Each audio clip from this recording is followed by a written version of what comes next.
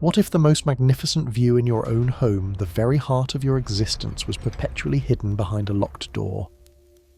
You live your whole life in this sprawling, beautiful structure, aware of a central chamber from which all else seems to originate, yet you can never, ever see inside. You can only guess at its nature from the muffled sounds, the faint tremors you feel through the floor, and the strange heat that sometimes emanates from beneath the door. This isn't a riddle. This is the reality of our position within the Milky Way. We reside in the quiet suburbs of a spiral arm looking inward toward a galactic metropolis of such staggering brilliance and ferocity that it remains almost completely invisible to us, a secret kept for millennia. For all our technological prowess, for all our sky-spanning telescopes that capture the light of galaxies, billions of light-years away, our own core has remained a maddening enigma, a blind spot in our cosmic backyard. It is a place of profound paradox, the brightest, most densely packed region of our galaxy. Yet it appears to our eyes as a dark rift in the river of stars, a void called the Great Dark Horse, as if a celestial artist had spilled a jar of black ink across the heavens. This darkness, however, is not emptiness. It is a deception. It is a curtain. Stretched across 25,000 light-years of space, separating us from the galactic nucleus, is a colossal veil of interstellar dust and gas.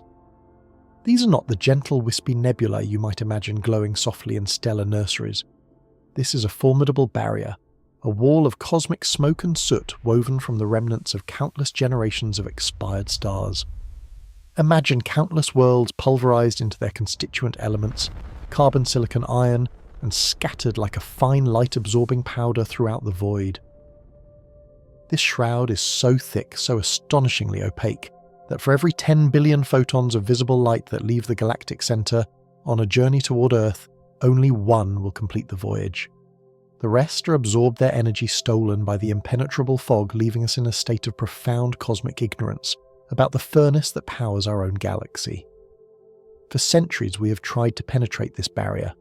We have built instruments to capture different forms of energy, from radio waves to X-rays, each giving us tantalizing, ghostly outlines of the structures within.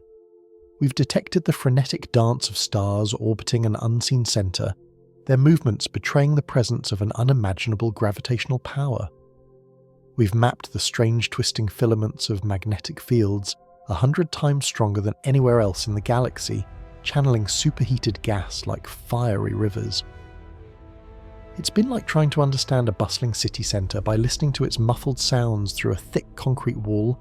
We know something incredible is happening, but the details, the life, the true character of the place have remained a frustrating mystery. At the very centre of this unseen chaos we know a monster lurks, Sagittarius A star. Our supermassive black hole, a gravitational singularity 4 million times the mass of our Sun compressed into a space smaller than the orbit of Mercury. It is the silent tyrant of the Milky Way, the cosmic anchor, around which our entire galaxy dutifully pirouettes. Its influence is absolute. Stars nearby are whipped into breathtaking velocities, completing orbits in mere years that would take millennia further out. It is a gravitational gyroscope stabilizing the entire galactic structure, yet its immense power makes its immediate neighborhood one of the most hostile places imaginable. Here, in the innermost few light-years, gravity itself becomes a weapon. The black hole's tidal forces are so extreme they can stretch and shred any object that strays too close, a process gruesomely known as spaghettification. It's an environment bathed in a relentless bath of high-energy radiation, a celestial blowtorch that should, by all accounts, sterilize the region. For decades, our models of the universe have been clear on one point: this is no place to build something as delicate as a star. Star formation, as we understood it, requires a certain degree of peace and quiet. It begins with a vast cold and relatively placid cloud of gas and dust. Gravity, the gentlest of the fundamental forces, needs time to work its magic, slowly coaxing material together over millions of years. It's a process that needs stability. Clumps must form, contracting under their own weight, heating up until their cores ignite in nuclear fusion, giving birth to a protostar. But the galactic center offers none of these necessary conditions. The environment is anything but placid. The gravitational shear from the black hole should tear nascent gas clouds apart before they can ever collapse. The intense magnetic fields should disrupt the flow of matter, preventing it from accumulating. And the sheer density of stars means that even if a protostellar cloud could form, it would likely be blasted by shockwaves from nearby supernovae, or have its material stripped away by the fierce stellar winds of its massive hot blue neighbours. The core of the Milky Way, according to our best theories, should be a stellar graveyard, a place of endings, not a cradle of creation.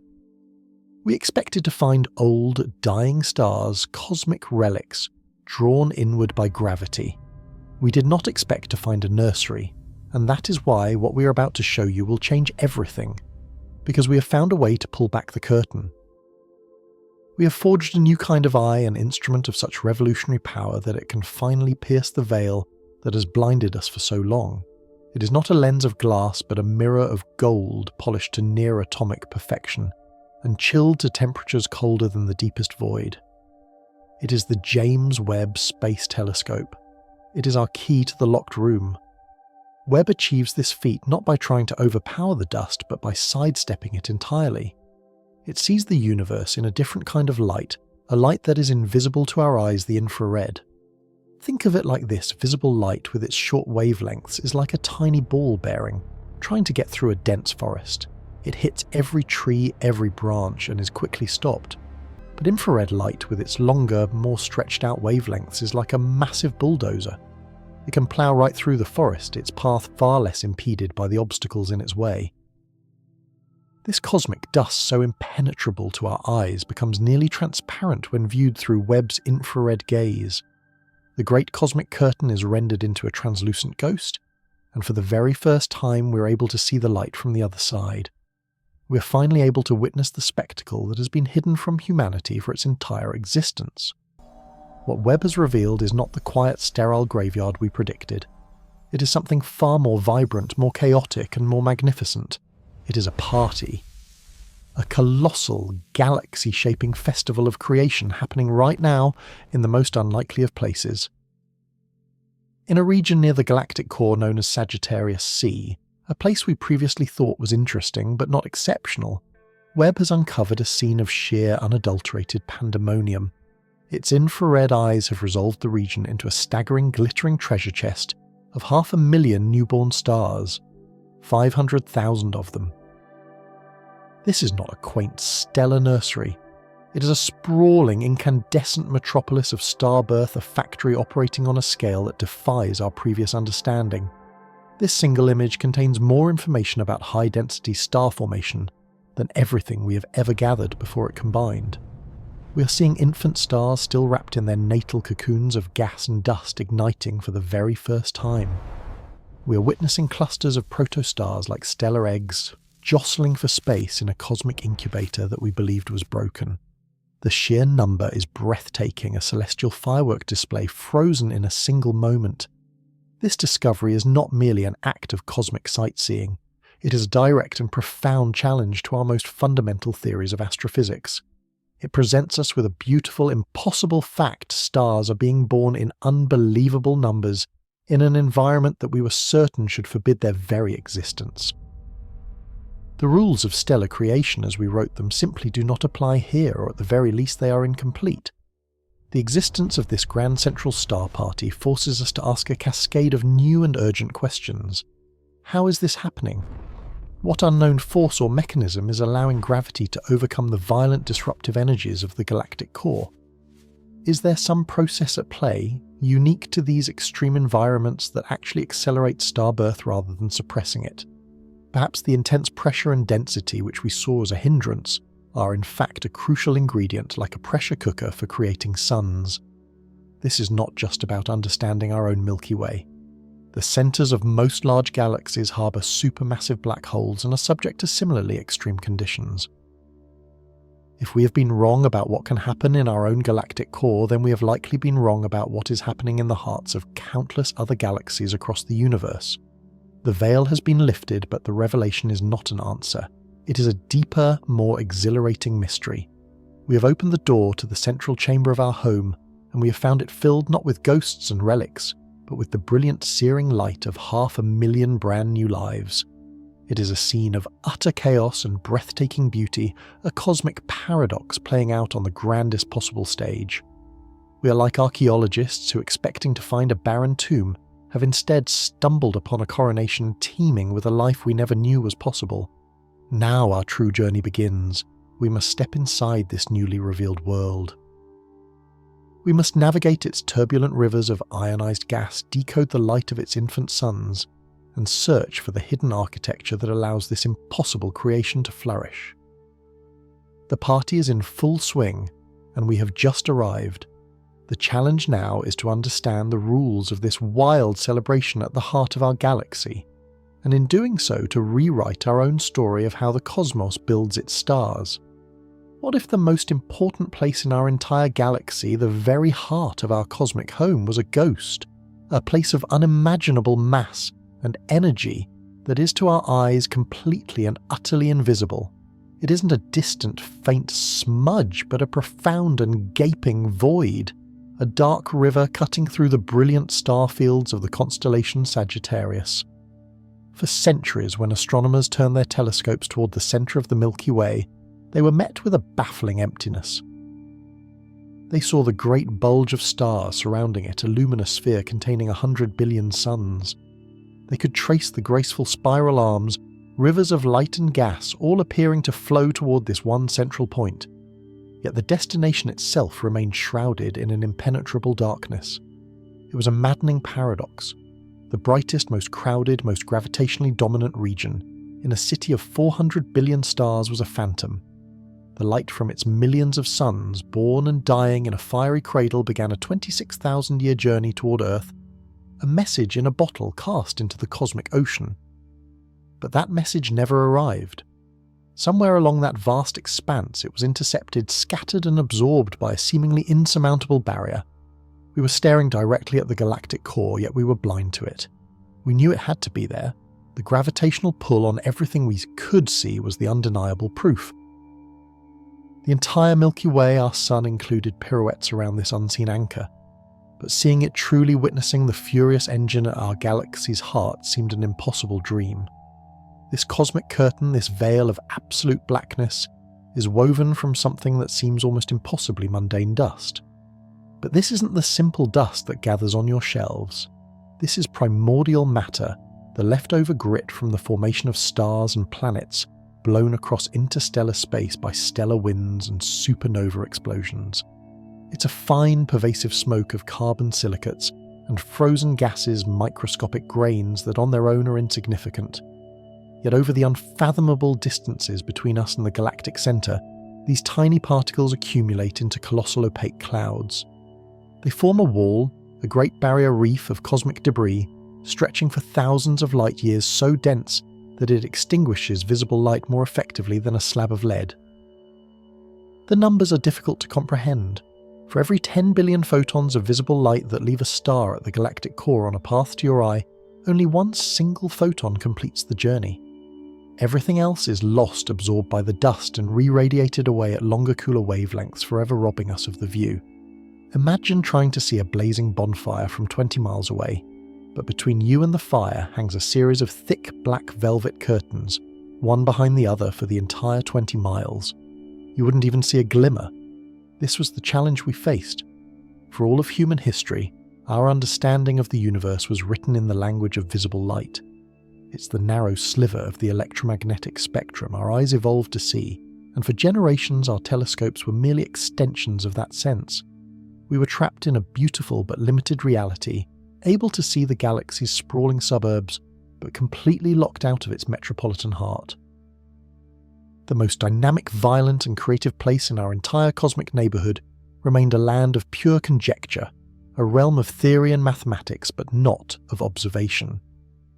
We were like cartographers trying to map a continent with only the faintest outline of its shores, the vast interior a complete and total mystery. What secrets lay behind that veil?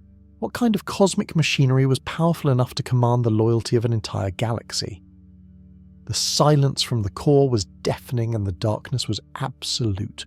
To pierce it, we would have to abandon our own eyes and learn to see the universe in a completely new light. The first breakthrough came not as an image, but as a sound. In the early 1930s, a young radio engineer named Karl Jansky was tasked with hunting down sources of static that interfered with transatlantic radio communications. He built a strange rotating antenna in a field in New Jersey, a massive brass contraption that looked like a skeletal Ferris wheel. Day after day, he listened to the hiss and crackle of the cosmos. He identified the obvious culprits: nearby thunderstorms, distant electrical disturbances.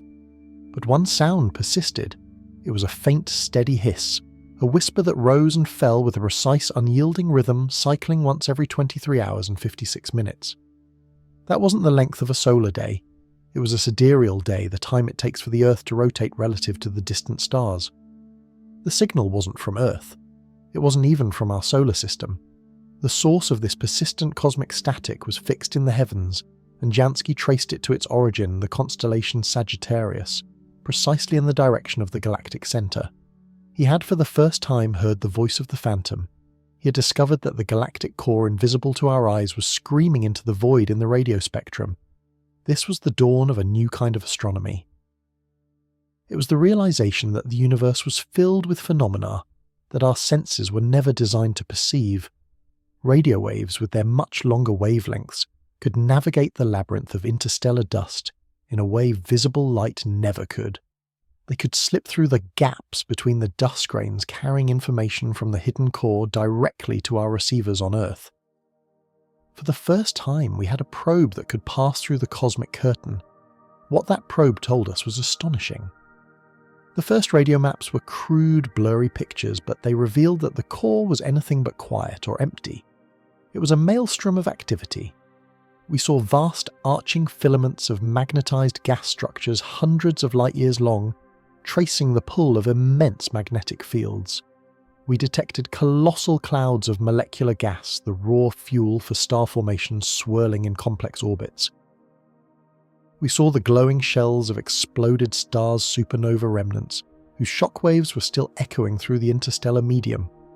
The picture was one of furious energy, a stark contrast to the placid darkness seen by optical telescopes. And as our technology improved, so did the clarity of our vision. The Very Large Array in New Mexico, a network of giant radio dishes, began to resolve these structures with breathtaking detail. We could see streams of gas being pulled, stretched, and funneled toward the very center like water spiraling down a drain. It became clear that something unimaginably powerful resided at the focal point of all this chaos. To get an even clearer picture, we turned to yet another invisible form of light X-rays. Orbiting observatories like NASA's Chandra X-ray telescope were designed to detect the most violent and energetic processes in the universe. When gas is heated to millions of degrees, when matter is accelerated to near the speed of light, it emits high-energy X-rays. When Chandra turned its gaze toward the galactic center, it unveiled a scene of celestial violence that dwarfed even what the radio telescopes had shown. The entire region was bathed in a diffuse glow of superheated gas, the legacy of thousands of supernova explosions from massive short-lived stars. It was a radiant storm, a cauldron of high-energy particles and radiation. And right at the heart of it all, at the precise gravitational center, pinpointed by the radio astronomers, was a single, searingly bright point of X-ray emission. This was Sagittarius A, the prime suspect, the entity whose gravitational influence was orchestrating this entire symphony of chaos. But what was it? The evidence from the motion of gas and energy was compelling, but the definitive proof came from watching the stars themselves. Over decades, astronomers used advanced infrared techniques, which can also penetrate the dust to some degree, to painstakingly track the movements of individual stars orbiting this central point. What they found was undeniable. They saw stars whipping around a completely dark patch of space at incredible speeds, some completing an orbit in just a handful of years. One star designated S2 was observed moving at over 5,000 kilometers per second, nearly 2% the speed of light as it made its closest approach. These stars were behaving like planets orbiting a sun, but the object they were orbiting was invisible and mind-bogglingly massive. By applying Kepler's laws of motion, the same laws that govern the planets in our own solar system, scientists could calculate the mass of this central object. The result was staggering. All of that mass, all of that gravitational influence was emanating from an object with a mass of over 4 million times that of our Sun, yet confined to a space smaller than the orbit of Mercury. There is only one known object in the universe that can be that massive and that compact, a supermassive black hole. This was it. The ghost at the heart of our galaxy finally had a name and an identity. Sagittarius A was not just a source of energy. It was the galaxy's gravitational gyroscope, the monolithic anchor dictating the motion of every star, every gas cloud, every planet in the Milky Way. Its gravity had shaped the very structure of the galaxy around it, a silent, invisible monarch on a throne of space-time. And so the picture of the galactic centre was radically transformed. It was no longer a quiet, dark void. We now understood it to be the most extreme environment in our galaxy, a place of superlatives. Here the density of stars is over 1 million times greater than in our own stellar neighbourhood. Here the gravitational forces are so intense they can stretch and tear apart entire star clusters in a process known as tidal disruption. Here, the radiation fields from massive young stars and from matter accreting onto the black hole itself are ferocious enough to sterilize planets and erode the very atmospheres of nearby suns. It is a cosmic crucible, a place of constant violence and rebirth. This new understanding, however, led to an even deeper and more profound paradox. All the necessary ingredients for prolific star formation were present in overwhelming abundance. There were unimaginably vast reservoirs of cold molecular gas, the very material from which new stars are born. There was incredible density which should have encouraged this gas to collapse under its own gravity, igniting countless new stellar furnaces. By all rights, the galactic centre should have been the most spectacular and productive stellar nursery in the entire Milky Way, a blazing, incandescent hub of constant creation. Yet when we looked, we didn't see that. The observed rate of star formation was bafflingly, shockingly low. It was 1/10, perhaps even 100th of what the theories predicted. It seemed that the very conditions that made the environment so extreme were also making it sterile. The immense tidal forces from Sagittarius A were thought to be a galactic shredder, pulling gas clouds apart before they could ever achieve the critical density needed to collapse and form a protostar. The relentless radiation from existing massive stars acted as a celestial blowtorch blasting away at the delicate cocoons of gas that might otherwise have nurtured stellar embryos. The chaotic supersonic motions of the gas itself created so much turbulence that it prevented any serene collapse. The environment was simply too hostile, too violent, too unforgiving. It was a cosmic garden filled with the richest soil and an abundance of seed, but subjected to a permanent Category 5 hurricane that prevented anything from taking root. The heart of the galaxy, a place of limitless potential, seemed to be locked in a state of suspended animation, a paradox of a barren cradle. For decades, this mystery defined our understanding of the galactic core. To solve it, to finally see if a secret garden was blooming within the storm, we would need a new eye in the sky. An instrument with the power to peer through the last vestiges of the dusty veil and see the universe with a clarity that was until now the stuff of science fiction. We needed to see the heat of creation itself. But what if there was another kind of light, a spectral language spoken by the universe, whispering secrets through the very cosmic dust that blinds our eyes? A form of energy that treats these impenetrable curtains of gas and carbon not as a wall, but as a translucent veil. This is the promise of infrared, the ghostly glow of heat itself. Everything that has a temperature above absolute zero radiates in this invisible spectrum. The nascent fires of a star struggling to be born, the gentle warmth of interstellar clouds where planets are coalescing, the faint residual heat of the universe's own dawn. For us trapped in our limited sliver of the rainbow, this is a hidden reality. For an instrument tuned to its frequency, however, this faint warmth becomes a blazing beacon, cutting through the cosmic smog with effortless grace. Seeing in infrared is not just seeing differently, it is seeing the unseen. It is the ability to walk through walls, and for decades humanity dreamt of building the key to that forbidden door, a machine that could perceive this ethereal light with unprecedented clarity. The dream was an observatory of unimaginable complexity and ambition, a dream that would eventually be forged into a breathtaking reality of gold and beryllium, a a time-travelling oracle named the James Webb Space Telescope. To build it was to defy the very notion of what was possible. It began not with metal, but with a question that bordered on cosmological heresy. Could we build an eye large enough, sensitive enough, and cold enough to witness the first stars igniting in the infant universe? Answering that question demanded a mirror of colossal proportions, far too large to fit inside any rocket ever built. The solution was an act of sublime celestial engineering. A primary mirror composed of 18 hexagonal segments, a golden honeycomb designed to unfold in the void. Each segment, fashioned from beryllium for its impossible lightness and strength, was polished to a perfection measured in atoms. Then they were coated with a whisper-thin layer of pure gold, not for its beauty, but for its peerless ability to reflect infrared light. This mirror wasn't just a piece of hardware, it was a technological soul, a 21-foot-wide surface designed to collect the faintest, most ancient photons in existence. Light that has been travelling across the cosmos for over 13.5 billion years. To see such faint heat, however, the telescope itself had to be colder than the deepest ice age. Any warmth from the instrument would blind it, a cacophony of local noise drowning out the celestial symphony it was built to hear. It needed to operate in a perpetual profound chill, just a few tens of degrees above absolute zero, the theoretical point where all atomic motion ceases. This single requirement dictated the telescope's entire destiny. It could not live in Earth's orbit, bathed in the warmth of our planet and the unyielding glare of the sun. It had to be sent far away on a journey of 1,000,000 miles to a place of gravitational stability and cosmic silence known as the second Lagrange point, or L2. Here it could keep the sun, earth and moon all aligned behind it, a permanent cosmic alignment, allowing for a single giant shield to block their heat and light. And what a shield it was.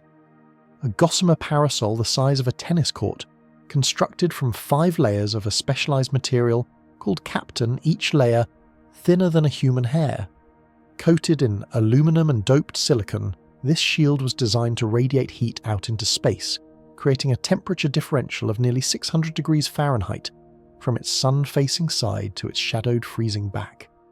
It was this magnificent fragile shield that would allow the golden mirror to cool down to its operational temperature of -388 degrees Fahrenheit. It was an umbrella against the tyranny of the sun, a cryogenic cradle for the most sensitive infrared eye ever conceived. The entire observatory, a $10 billion masterpiece 30 years in the making, was an exercise in nested impossibilities, a cascade of innovations that had to work together perfectly for the mission to succeed. And it all had to be folded up a mechanical butterfly in its chrysalis to fit into the nose cone of an Ariane 5 rocket. The launch from French Guiana on a humid Christmas morning was more than a technical procedure. It was an act of collective faith. Thousands of scientists and engineers who had poured their entire careers into this single machine watched as their life's work was strapped to a controlled explosion. There were over 300 single-point failures, individual components, that if they malfunctioned, would doom the entire mission. A single bolt failing to release a single latch, sticking a single tear in the impossibly thin sunshield, any one of them would transform this marvel into the most expensive piece of space debris in history. The ascent was a symphony of controlled violence, brutal shaking climb against the relentless pull of Earth's gravity. For 12 agonizing minutes, the world held its breath. Then high above the blue curve of our world came the moment of release, separation. The James Webb Space Telescope was free-coasting in the silent black vacuum of space. It was no longer a payload, it was an emissary. But its most perilous journey was only just beginning. It was now a tightly packed, dormant machine on a month-long million-mile commute, and everything that made it a telescope had yet to be deployed. The real ordeal was the unfolding. You are witnessing a machine awakening, performing a ballet of self-assembly that had never before been attempted. This wasn't a brutish, explosive deployment like a simple satellite solar panel. This was a delicate, deliberate, and terrifyingly complex sequence of over 178 release mechanisms, each of which had to fire in perfect succession. It was cosmic origami on a scale that beggars belief, commanded by engineers on a planet that was rapidly receding into the distance. First came the solar array, the telescope's lifeline unfurling to drink in the sunlight that would power its rebirth. Then the high-gain antenna, its voice swiveling into position to speak with its creators across the growing chasm of space. The tension on Earth was palpable, a low hum of anxiety in control rooms from Baltimore to Kourou. Every signal received from the telescope was scrutinized, every temperature sensor reading analyzed. The first major test was the deployment of the sunshield pallets, the very structures that held the folded-up shield. They were lowered into place, extending the observatory to its full sprawling size. Days of excruciating waiting followed. Then the command was sent to unfurl the sunshield covers, rolling them back to reveal the 5 pristine silvery layers of Captain tucked within. Next came the most heart-stopping phase of the entire mission, tensioning the shield. One by one, 90 separate cables had to be pulled taut by a system of motors, pulleys and springs, meticulously separating each of the 5 layers and stretching them into their final kite-like shape. Imagine trying to unfold and perfectly flatten 5 pieces of cellophane the size of a tennis court in zero gravity, using only robotic arms after they have been violently shaken and chilled to cryogenic temperatures. Each layer had to be perfect, with no rips, no snags, no accidental contact that could transfer heat. For nearly a week, the process continued. Engineers worked around the clock analysing telemetry building simulations and gently commanding the motors to pull 1 millimeter at a time. The world watched, seeing only a tiny receding dot of light in the sky. But in the Mission Control Center, they saw the life signs of their creation. They watched the temperatures on the cold side of the shield begin to plummet, a sign that their magnificent multi-layered refrigerator was working. When the final layer locked into place, a wave of relief, of pure, unadulterated joy washed through the control room. The most complex deployment in the history of space exploration was a success. The telescope now had its shield. Now it was time to give it its sight. The focus shifted to the magnificent golden mirror. First, the secondary mirror, a smaller circular mirror held out in front of the primary, on a delicate tripod of 3 booms, had to be deployed and latched into its final perfect position. It was this mirror that would collect the light from the main honeycomb and focus it into the science instruments hidden behind. Its successful placement was a moment of quiet triumph. Then came the grand finale of the deployment, the unfolding of the primary mirror's wings. The 2 side panels, each holding 3 of the 18 hexagonal segments, swung forward like the wings of a golden beetle, clicking into place to complete the iconic flower-like shape of the mirror. In the blackness of space, 1,000,000 miles from home, the James Webb Space Telescope was finally fully assembled. It was whole, but its eye was not yet open. It was still a collection of 18 separate mirrors, each seeing a slightly different piece of the universe. The next phase was one of exquisite mind-bending precision, the alignment. The telescope was commanded to stare at a single bright, isolated star. The first image it sent back was not a single point of light, but a chaotic, scattered pattern of 18 blurry dots, the same star seen 18 different ways. This was the start of a month-long optical dance. Engineers on Earth had to command 7 tiny motors on the back of each of the 18 mirror segments, moving them in increments smaller than the width of a virus. They nudged and tilted each segment meticulously, painstakingly, bringing the 18 separate images closer and closer together. They were focusing an eye 1,000,000 miles away with a level of precision that is difficult to comprehend. Slowly, over weeks of continuous adjustments, the 18 points of light began to converge. They danced around each other, drew closer, and began to merge their light, overlapping, reinforcing and sharpening. The team was not just aligning the mirrors, they were phasing them, ensuring that the light waves from each segment arrived at the detector at the exact same picosecond. They were tuning 18 individual instruments into a single, flawless cosmic lens. Then, the moment came. A new image was taken, and there on the screens in Mission Control was the result of all their work. A single, perfect point of light blazing against the black. It was surrounded by the ethereal 6-pointed diffraction spikes that would become the telescope's signature, a consequence of the mirror's hexagonal shape. But more than that, it was perfect. Sharper, clearer, and more brilliant than any ground-based observatory could ever hope to achieve. The eye was open, and it was perfect. The telescope had cooled to its target temperature. Its instruments, 4 marvels of cryogenic technology, were awake and hungry for light. Its gaze was steady, its vision crystalline. After 30 years of dreaming, a decade of building, and a month of terror and triumph, the time had finally come. The period of commissioning was over. The James Webb Space Telescope, humanity's golden eye in the void, was now ready to do what it was built for, to stare into the dark, to look back in time, and to reveal the secrets that have been hidden from us since the dawn of our species. And it would begin its scientific mission by turning its unprecedented power towards one of the most enigmatic and chaotic regions in our cosmic backyard. A place we have longed to see, a place shrouded in mystery and violence, a place that holds the keys to the evolution of our own galaxy. The command was sent. Across 1,000,000 miles of empty space, the great observatory began to slew its gyroscopes, humming softly. The golden honeycomb tilted, leaving behind the test stars and calibration fields. Its gaze swept across the familiar constellations, past the nebulae and star fields visible to lesser eyes. It was turning towards the heart, towards the impenetrable dark rift we see in the summer sky.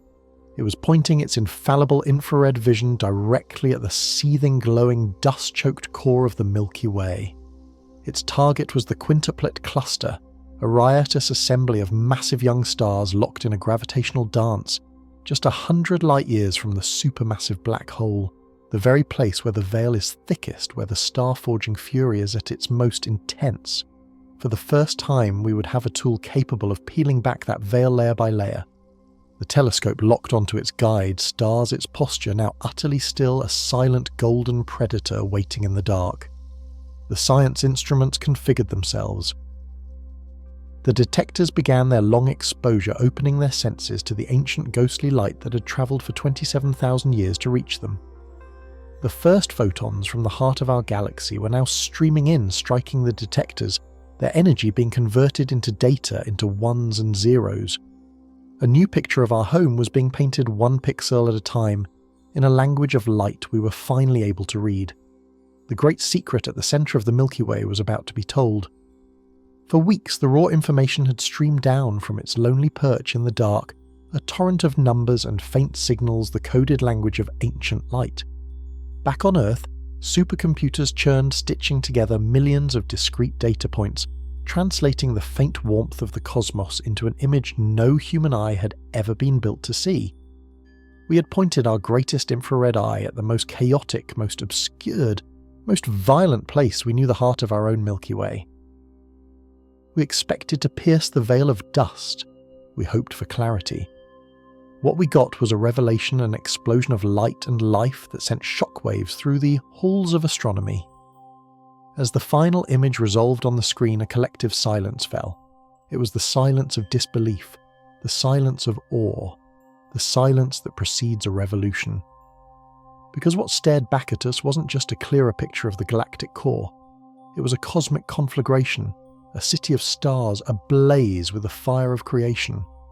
There, splashed across the canvas of space, was the party at the centre of the galaxy. It wasn't a metaphor, it was a physical reality. A celestial fireworks show, frozen in a single moment, yet raging with the energy of 500,000 stellar births. The screen pulsed with colour, but not the familiar blues and whites of the night sky you know. This was the palette of infrared, the light of heat itself. Vast billowing clouds of interstellar gas, once opaque curtains of shadow, were now translucent veils of incandescent saffron and deep magenta. They glowed not from reflected light, but from within, warmed by the thousands upon thousands of stellar infants nestled deep inside. Through these cosmic tapestries, brilliant filaments of superheated hydrogen traced fiery patterns, the glowing scars left behind by powerful shockwaves. It was as if we were witnessing the universe's own grand celebratory display, a chain reaction of light and energy detonating in the galactic nucleus. Every point of light was a story, a sun in the process of being born. Forget the serene twinkling stars of our own quiet neighbourhood. These were different. These were wild. Look closer.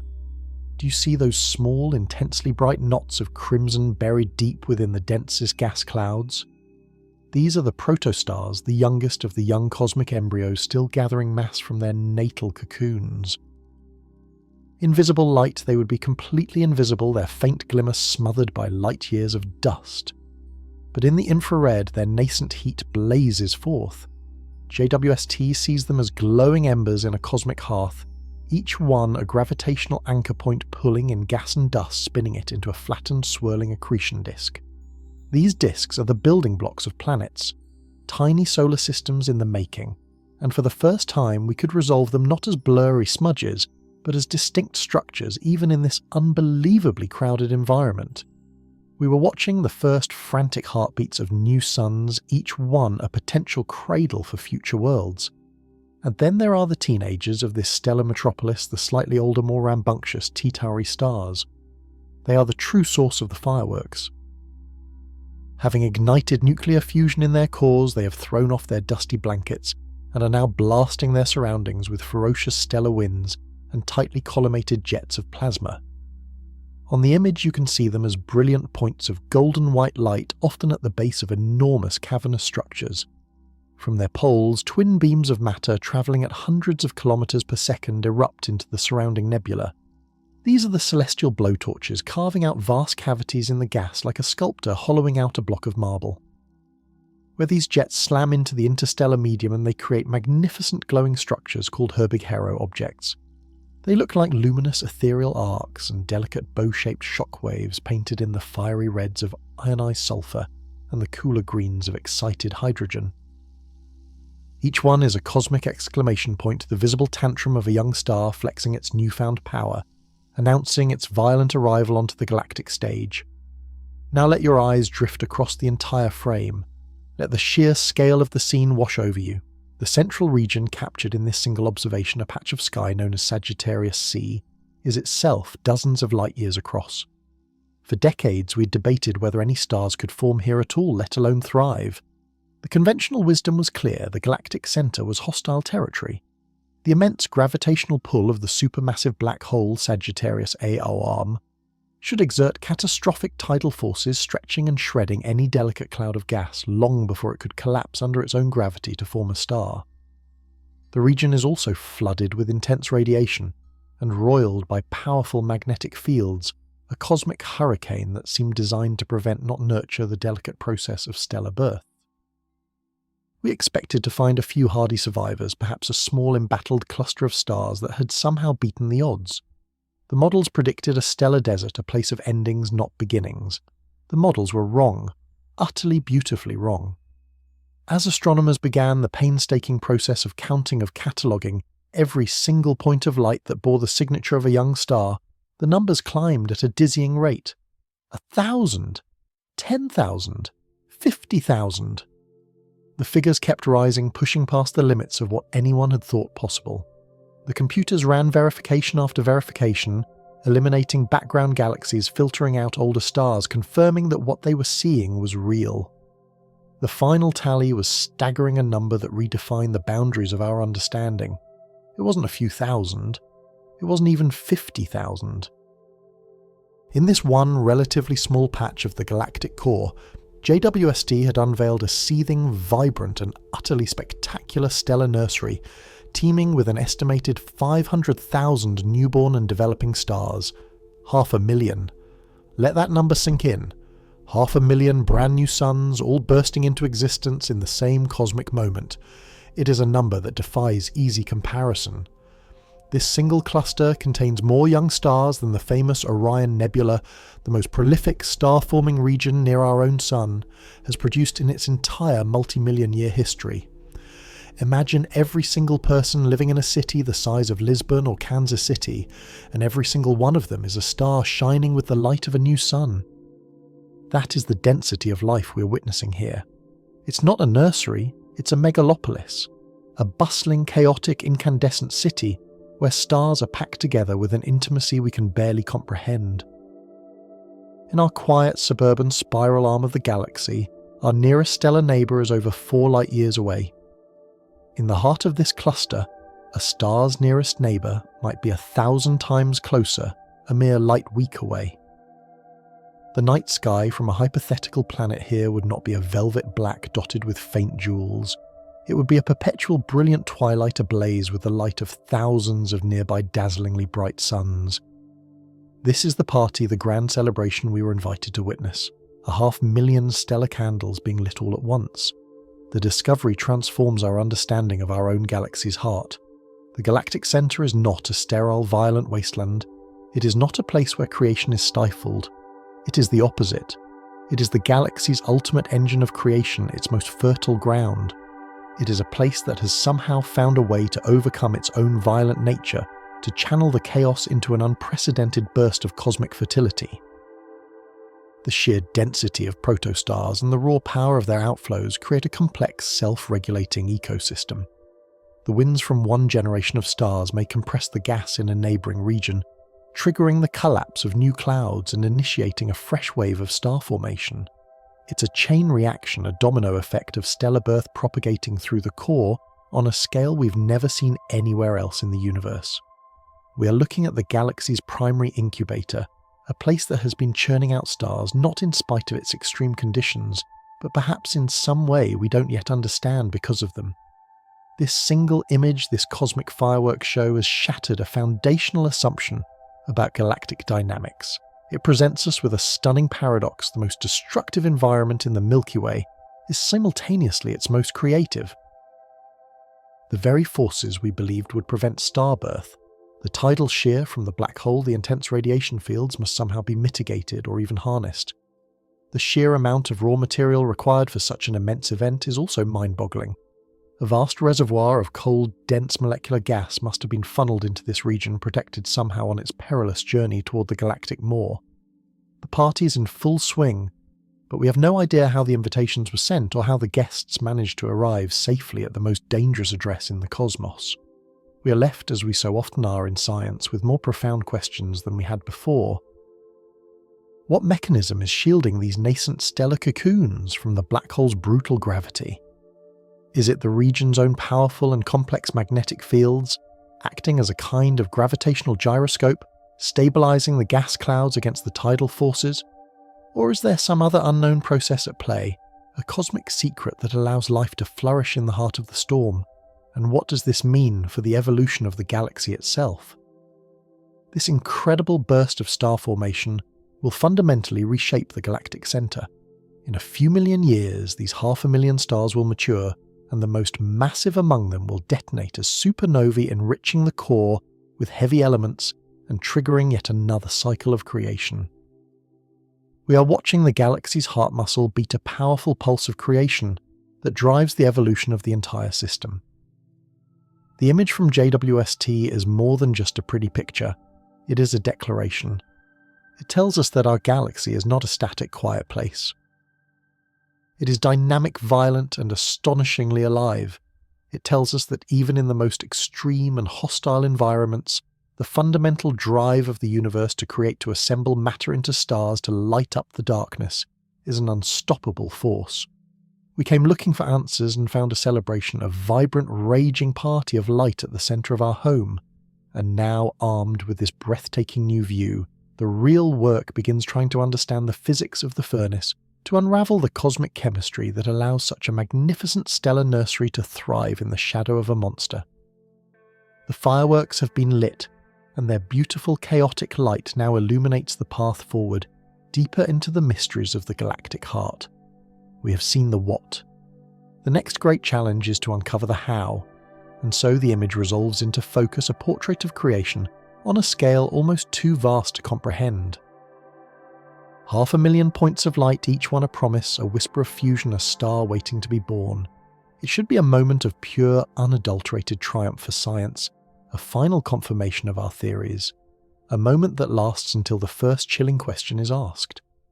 A question that echoes through every laboratory and observatory stunned by this new data. It is not, how did we see this? But how can this possibly be?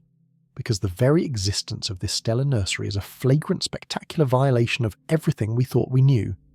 This beautiful, glittering city of newborn stars should not be there. It's a paradox painted across the heavens in infrared light. It is a forest fire blooming underwater, a symphony composed in the heart of a hurricane. The James Webb Space Telescope has not just given us a picture.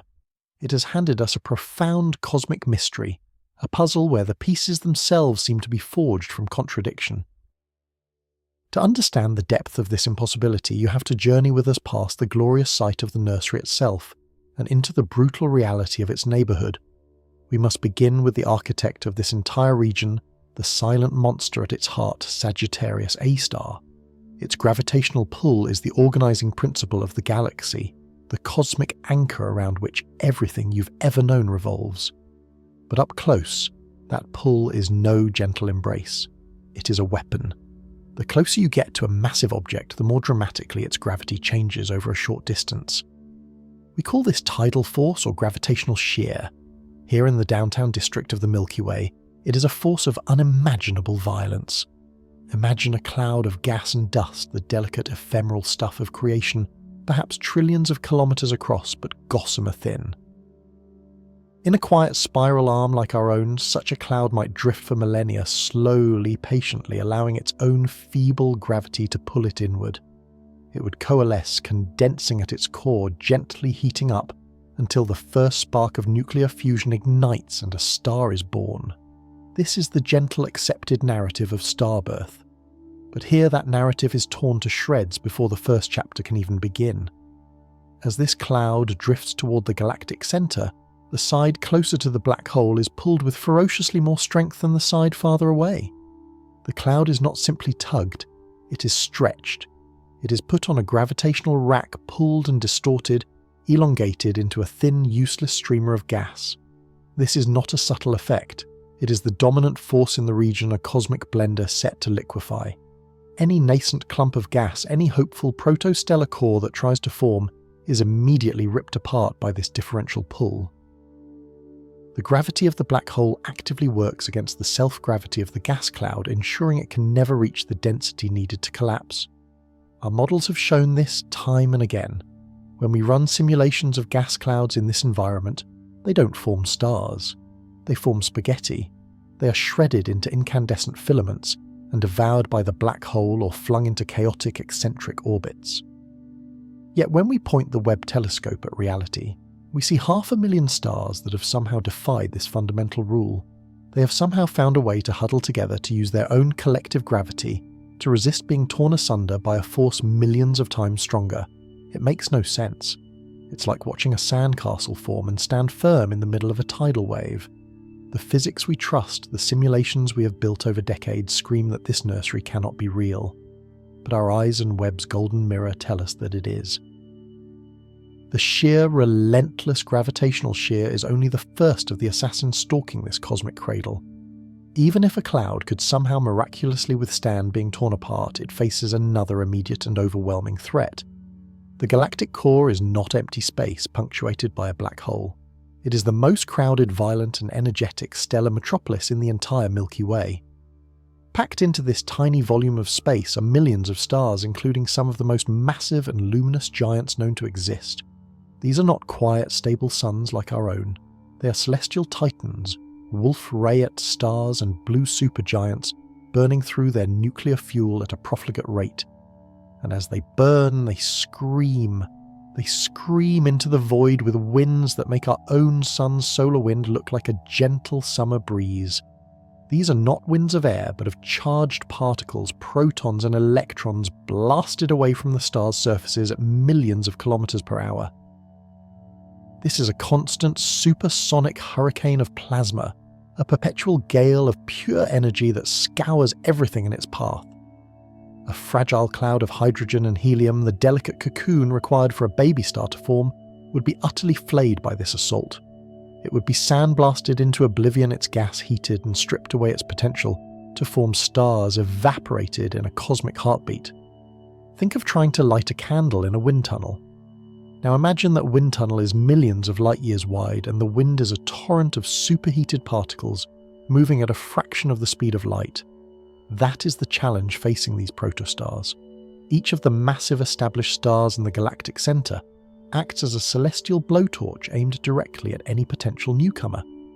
Their combined stellar winds create a maelstrom of intersecting currents and shock fronts, a chaotic pressure cooker that should prevent any cool dense gas from ever settling down. The light from these protostars tells us they are swaddled in thick blankets of dust and gas, the very material that should have been blown away before they even had a chance to ignite. They are defying the gale.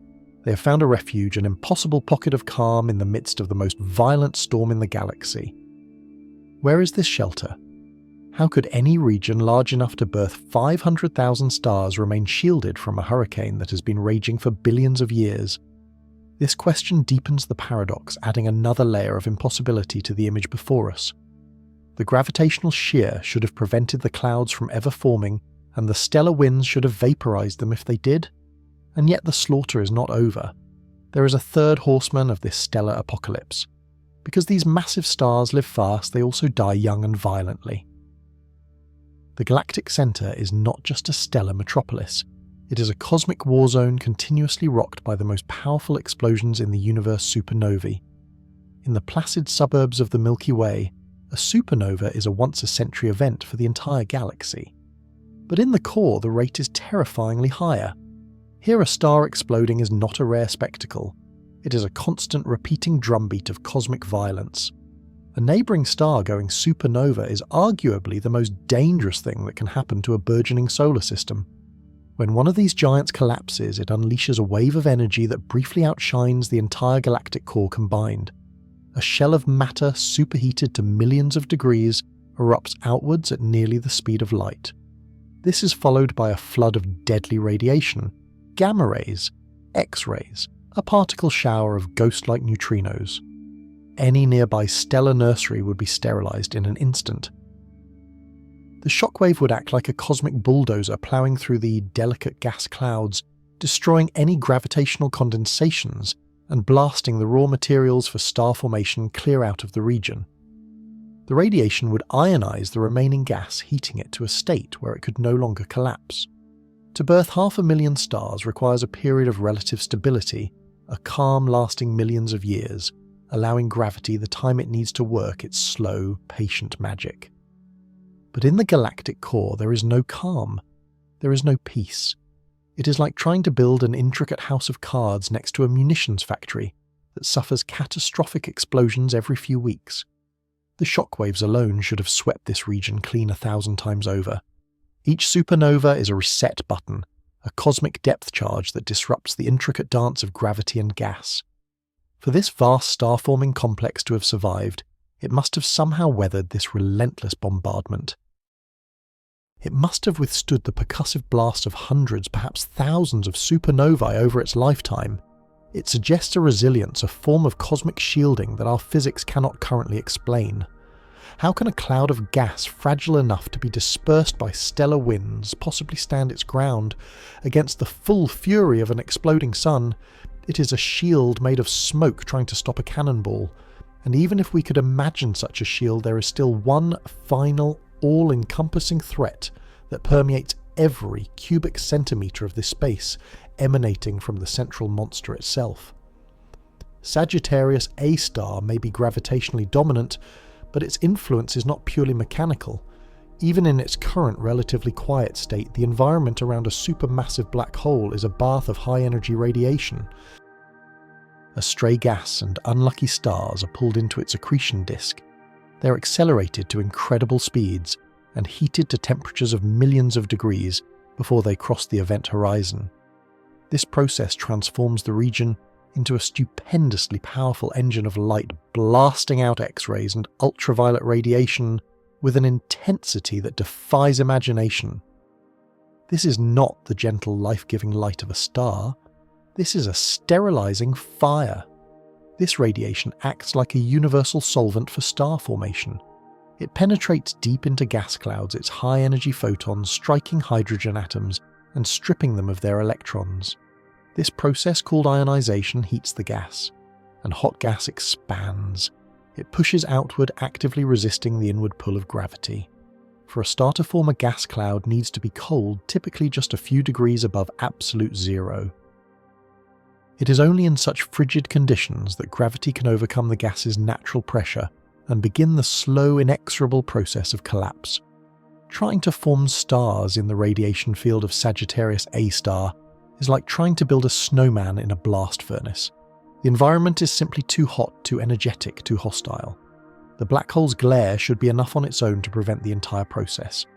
It's a cosmic birth control ensuring that the gas in its immediate vicinity remains a hot, diffuse and sterile plasma, forever unable to cool and condense into the next generation of stars. This single, overwhelming factor has long been the primary reason astronomers believe the immediate surroundings of Sagittarius A star must be a stellar desert. It's this final piece that completes the portrait of impossibility.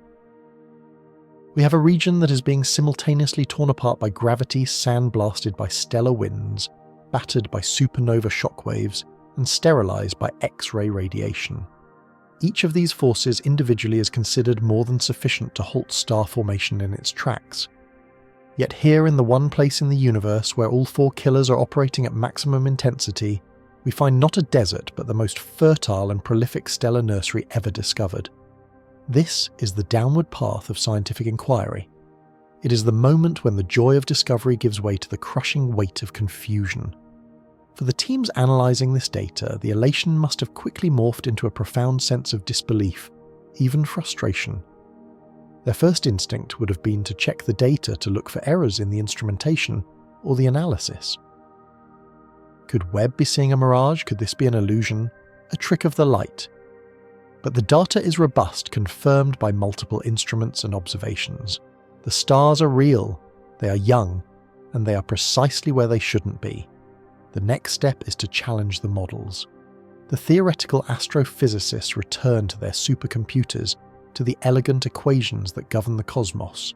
They input the conditions, the gravity, the winds, the radiation, the explosions, and they press run. And the simulations fail. They fail again and again and again. The virtual gas clouds are shredded. They are vaporized. They are heated into a useless haze. The computer, using the best physics we can give it, cannot build what the telescope so clearly sees.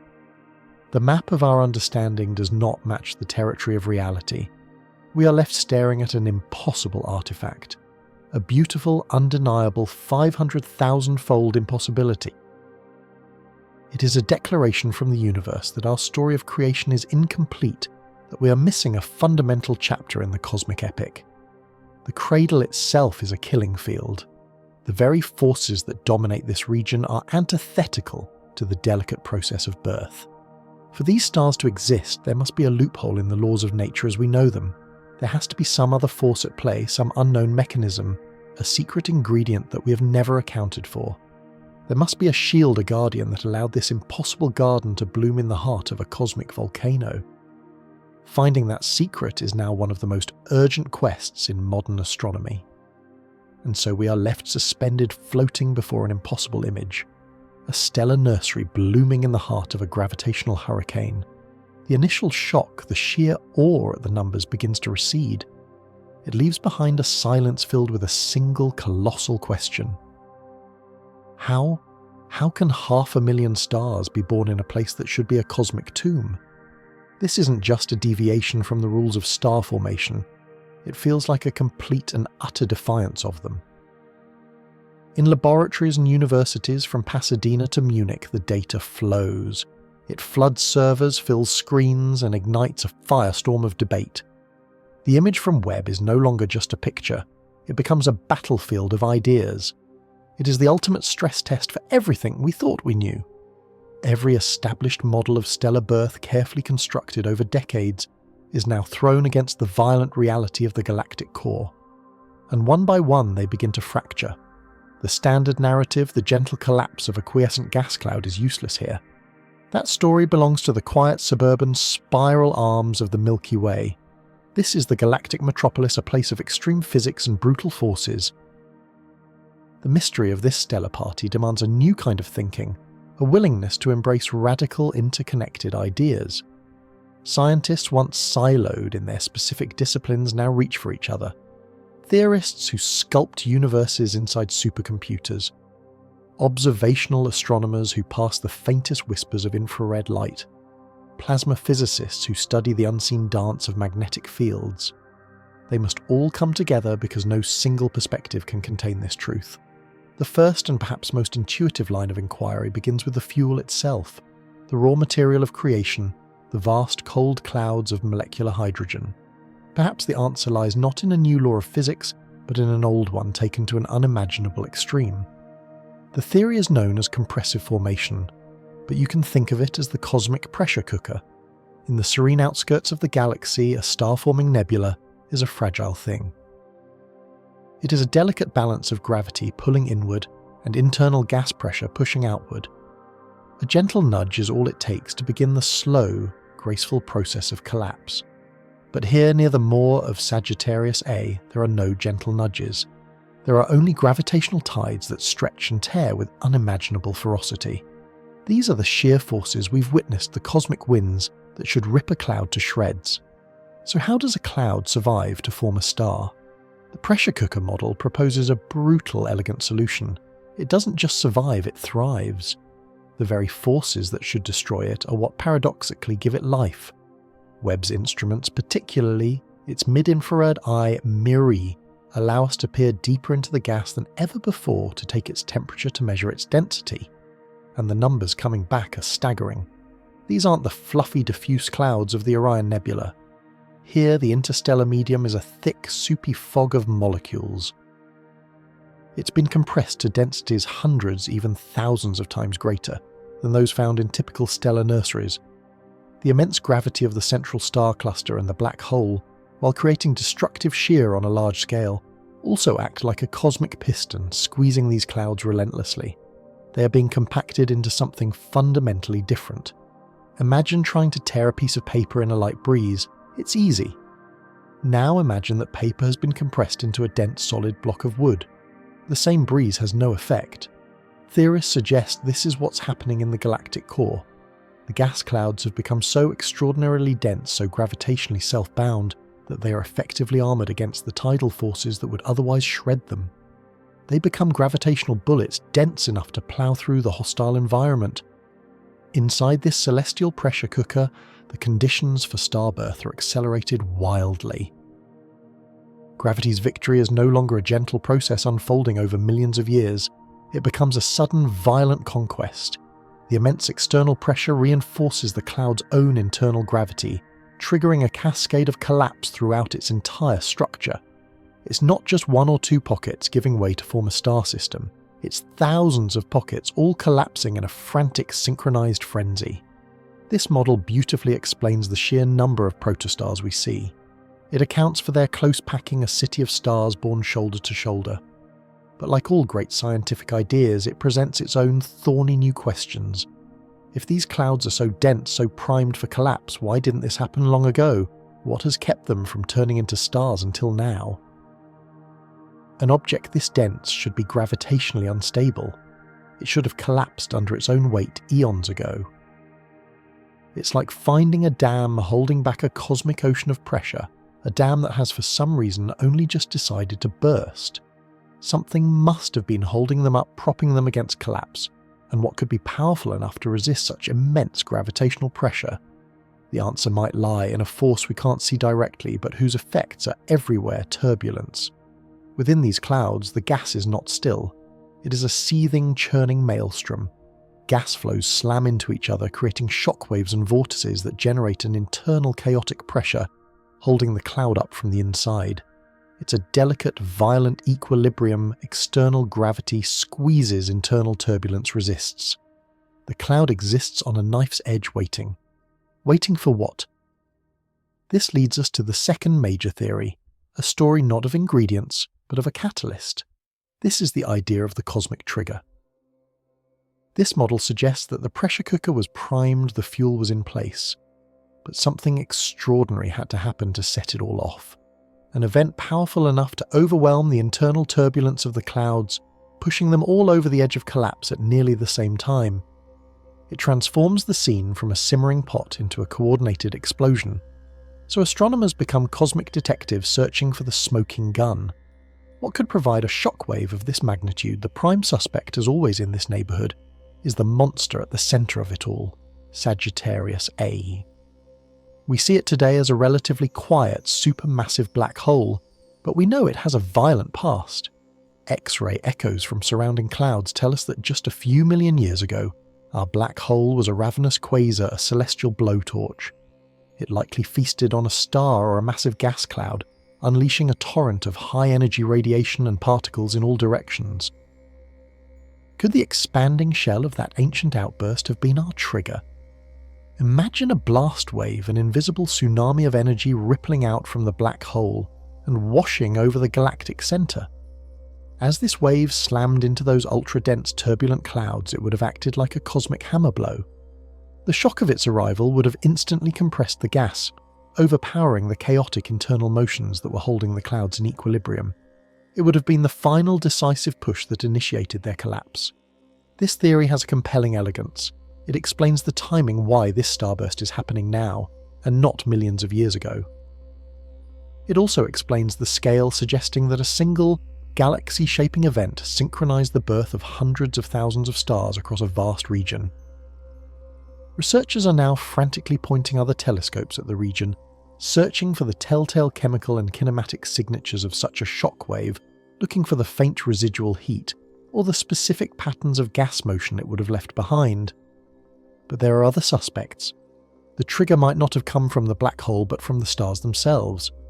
The galactic centre is a mosh pit of massive star clusters. What if two of these behemoths collided? Not a direct impact of stars, but the collision of their vast attendant clouds of molecular gas. Such a collision would be among the most energetic events in the galaxy. It would create unimaginable shocks and compressions, forging a new combined cloud so massive and unstable that it would immediately collapse into a firestorm of star formation. We are looking for the evidence of such a merger, the blended stellar populations, the disrupted orbits. The problem with any trigger theory, however, is the sheer breathtaking efficiency we're witnessing. The party is too good, too productive. Even with a powerful trigger and ultra-dense gas, there is another fundamental force at play that should be putting the brakes on everything. A force that threads through the entire galaxy, usually acting as a gentle shepherd of gas, but here in the core becoming a tangled, ferocious beast. We are talking about magnetism. This brings us to the third and perhaps most complex piece of the puzzle, the magnetic scaffolding. On galactic scales, magnetic fields are like a cosmic skeleton. They provide structure, guiding the flow of charged particles and gas along their invisible lines. In traditional star formation, they play a crucial dual role. They can funnel gas into denser filaments, helping to concentrate material for starbirth, but they can also act as a powerful brake. Magnetic fields can stiffen a gas cloud, providing an outward pressure that resists gravitational collapse, sometimes preventing it altogether. In the galactic centre, the magnetic fields are known to be extraordinarily strong, 1,000 times more powerful than in our own stellar neighbourhood. Logic dictates that such intense fields should be the ultimate enemy of star formation. They should have locked this gas in place, preventing any collapse trigger or no trigger. The fact that we see this incredible burst of starbirth means our understanding is profoundly incomplete. So a new theory is emerging, one that reframes magnetism not as an inhibitor, but as an essential architect of this process. Webb's instruments combined with radio telescope data are allowing us to map these magnetic fields with unprecedented resolution. Instead of a chaotic, tangled mess that would resist collapse, we are beginning to see evidence of a more organised, large-scale structure. Imagine not a tangled web, but a series of grand, parallel filaments, like magnetic superhighways, all channeling gas inward toward the densest regions. In this model, the magnetic fields are not fighting gravity. They are working with it. They are a vast, efficient conveyor belt gathering material from a wide area and delivering it to the pressure cookers. But there's more. These powerful fields might also be the key to protecting the newborn stars themselves. As we discussed, a protostar in the galactic core is a fragile candle in a tempest. Its accretion disk, the swirling platter of gas and dust from which planets will form, should be stripped away by the fierce environment. Yet Webb sees these disks, these cocoons of creation in abundance. How do they survive? The magnetic scaffolding model suggests an answer. Each collapsing cloud core drags the magnetic field lines inward with it. This creates a localized magnetic shield, a personal force field around each protostar. This magnetic bubble would deflect the harsh stellar winds and the gravitational tides, creating a tiny protected pocket of calm in the midst of the chaos. A safe harbour where a solar system has a fighting chance to assemble itself. This theory is beautiful in its complexity, weaving together gravity, pressure and magnetism into a single coherent narrative of creation against all odds. It suggests the galactic core is not a place that grudgingly allows star formation, but a place that has developed its own unique, violent and stunningly effective method for it. Pressure cookers, providing the density, a cosmic trigger, providing the spark and a magnetic scaffolding, providing the structure and protection. These are not competing theories so much as they are essential chapters in a single epic story. No one idea can stand alone. The truth must lie in their synthesis. And it is here that we move from observation and debate into a new realm of discovery. We move into the digital universe, the world of computational astrophysics. On screens scattered across continents, a new kind of creation begins. Teams of scientists are building virtual galactic centers inside the world's most powerful supercomputers. They can pour in all the ingredients we've observed, the masses of the stars, the density of the gas, the strength of the tidal forces. They can program the laws of physics as we know them, and then they can begin to experiment. They can run a simulation with an exceptionally strong magnetic field and see what happens. Does it choke off star formation, as old models predicted? Or does it, under the right conditions, channel the gas and build the stars we see? They can detonate a virtual supernova or simulate a blast from Sagittarius A, sending a shock wave through their digital clouds. Does it trigger a starburst? Does it match the number and distribution of stars that Webb has revealed? It is a painstaking process of trial and error, of tweaking the cosmic recipe.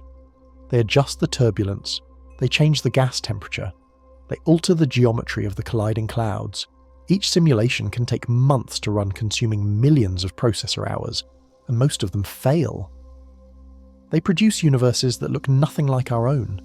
Universes with too few stars, or stars in the wrong places, or stars that are torn apart too quickly. But with each failure we learn. We discover which parameters matter most, which forces dominate. We begin to understand the delicate interplay, the dance of destruction and creation. Slowly, painstakingly, these digital universes are beginning to converge with reality.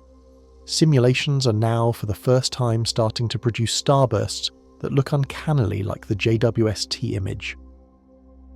They're showing us how a combination of extreme pressure, a powerful external trigger, and a strong organizing magnetic field can indeed conspire to create a party at the center of the galaxy. We are watching the birth of a new unified theory of extreme star formation. It is a theory forged in the light of a new telescope and hammered out in the silicon heart of a supercomputer. It is a testament not just to our technology, but to our collaborative spirit, our relentless refusal to accept a mystery without a fight. We are beginning to understand how this is possible, but solving one question in the cosmos always reveals a dozen more deeper and more profound. Now that we know such a place can exist, we must ask the next question. What does it mean? And so the veil is finally drawn back.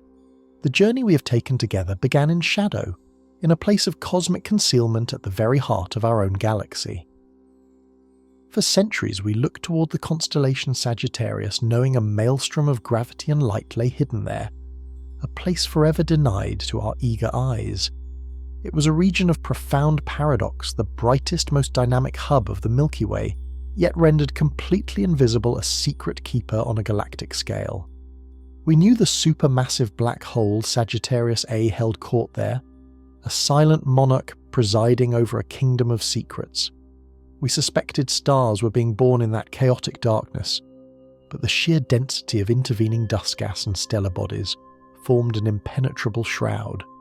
It was like trying to read a single word on a page through 1,000 volumes of fog-bound manuscript. The light from that inner sanctum began its journey toward us 27,000 years ago, only to be scattered and absorbed, its precious information lost to the cosmic winds. We built our theories on whispers and echoes, on the faint infrared and radio glimmers that managed to escape the blackout curtain. Our understanding of this crucial region, the very engine of our galaxy, was frustratingly incomplete, a story with its most important chapter ripped out. Then came Webb. A new kind of eye on the universe, engineered not just to see farther, but to see through the very obscuration that had thwarted us for so long. We aim this golden eye at the galactic heart at a region just 300 light-years from the central black hole, a place we called Sagittarius C. It was a gamble built on decades of hope and technological brilliance, and in a single breathtaking moment of revelation the fog of ages dissolved. The darkness did not just recede, it shattered into a panorama of such staggering complexity and beauty that it felt like discovering a new law of nature. What was once a smudge of infrared uncertainty bloomed into a vibrant living tapestry of cosmic creation. You have seen the image with your own eyes. You have witnessed the moment the unknown became the known. That sprawling cyan-hued river of ionized hydrogen, a testament to the raw power of stellar radiation, carving out canyons in the interstellar medium. It is a structure not gently glowing, but violently electrified, a celestial scar left by the unleashed fury of the most massive and luminous young stars. These are the celestial blowtorches we spoke of, titans that live fast and die young, seeding the galaxy with the heavy elements from which future generations of stars, planets, and perhaps even life will be forged. Their brilliant, brief lives are the engine of cosmic recycling, and here we are watching that engine fire on all cylinders, and nested within that turbulent gas-like jewels sewn into a chaotic quilt were the protostars. Not a few, not a dozen, but a sprawling incandescent metropolis of 500,000 nascent suns. Before Webb, we could only infer their presence. Now we see them. We see their infancy, their tantrums, their glorious violent outflows. You saw them as magenta filaments, each one a cosmic umbilical cord, a jet of matter being blasted into space as the baby star furiously feeds on its parental cocoon of gas and dust. This is not the serene, almost gentle star formation we've grown accustomed to in our quiet corner of the galaxy in places like the Orion Nebula. This is something else entirely. This is starbirth in the crucible, a place where the immense gravitational pull of the galactic centre stirs the pot, where magnetic fields are twisted into complex, powerful knots, and where the radiation from thousands of massive neighbours can strip a forming solar system of its raw materials before it even has a chance to coalesce. We are witnessing a stellar nursery on the edge of a gravitational whirlpool, a frantic, crowded and competitive environment that has fundamentally reshaped our understanding of how stars come to be. This discovery does more than just fill a blank spot on our map of the Milky Way. It provides us with a local laboratory for understanding one of the deepest mysteries in all of cosmology, the epoch of galaxy formation. When we look deep into the universe back toward the cosmic dawn, the first galaxies we see are compact, chaotic and bursting with star formation at a rate that defies our models. Their cores are ablaze with a firestorm of creation, but they are so distant that they are little more than faint red smudges in our most powerful telescopes.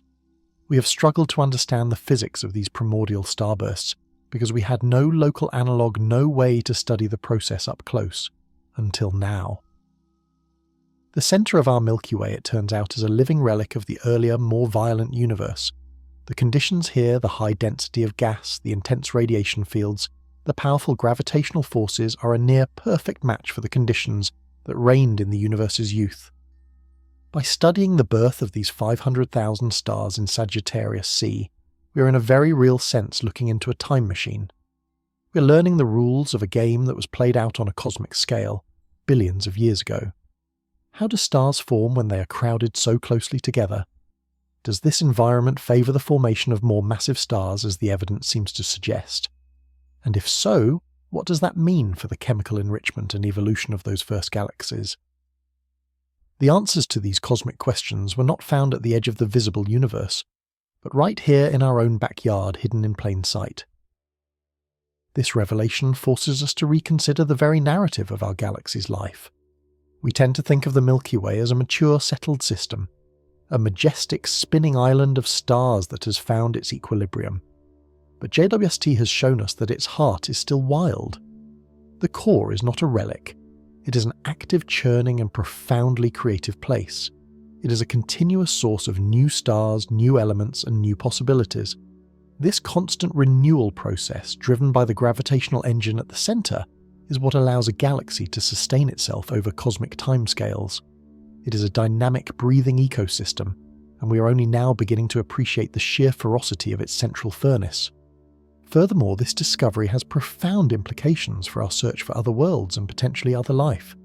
We have long wondered if planets can form in such a hostile environment. The intense radiation could boil away the atmospheres of fledgling planets, while the gravitational jostling from so many stellar neighbours could fling them out of their nascent solar systems into the cold darkness of interstellar space. And yet the sheer number of stars being born here is staggering. Even if only a tiny fraction of them manage to form stable planetary systems, the absolute numbers could be enormous. Does the galactic core harbour a hidden population of extreme worlds forged in fire and chaos? Could life in some resilient, unimagined form take root in the shadow of a supermassive black hole? These are no longer questions of pure speculation. With Webb, we now have the ability to start looking for the answers, and so we stand at the threshold of a new era of galactic exploration. This spectacular image of Sagittarius C is not an endpoint. It is a beginning. It is an invitation. For every question it has answered, it has posed a dozen more, each more tantalizing than the last. The light captured by Webb's Cam instrument gave us this breathtaking photograph, but Webb is more than just a camera.